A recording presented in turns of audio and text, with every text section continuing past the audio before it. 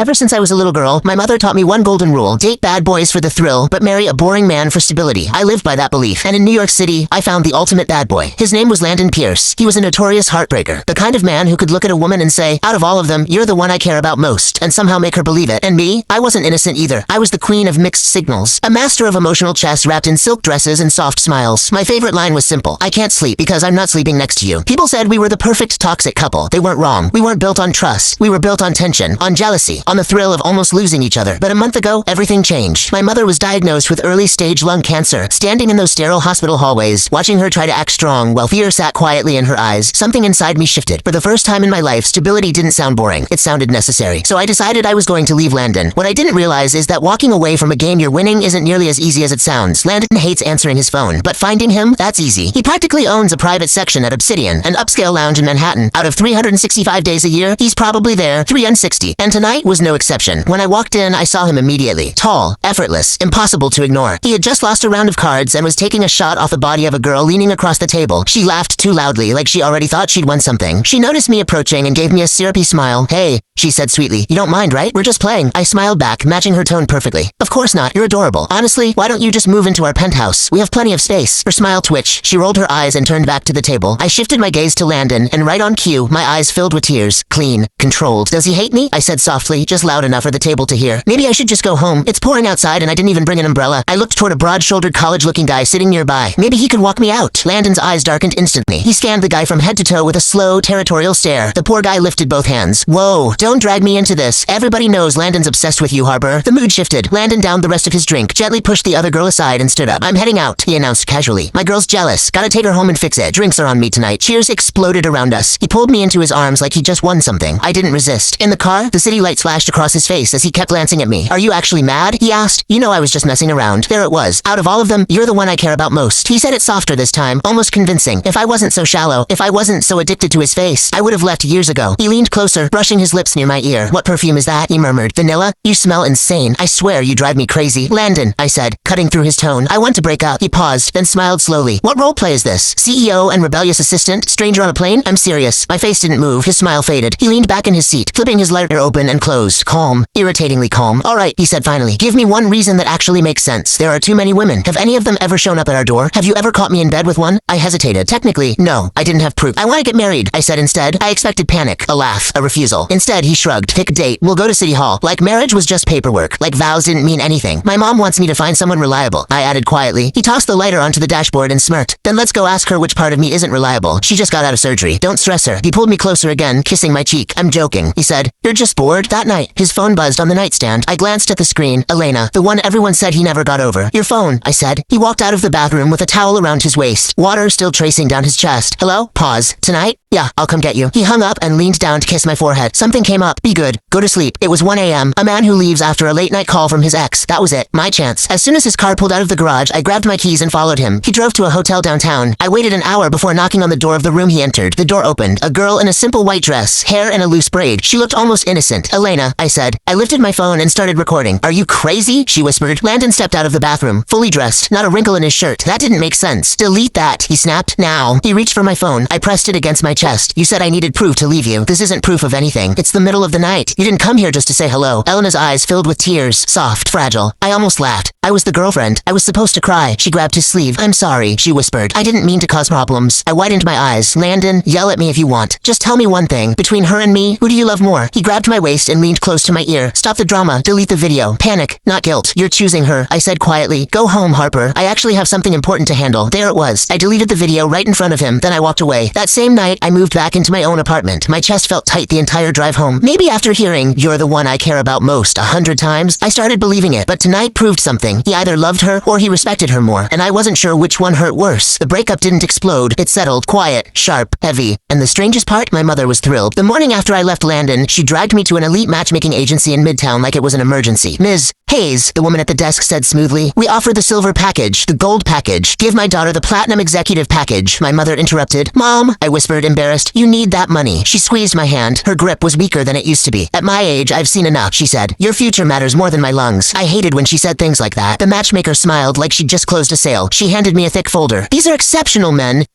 And if you don't want to wait for part 2, you can watch the full story on my YouTube channel. Just tap share, then more, and click the YouTube link here on my profile. or search for the channel Cooper Reddit on YouTube.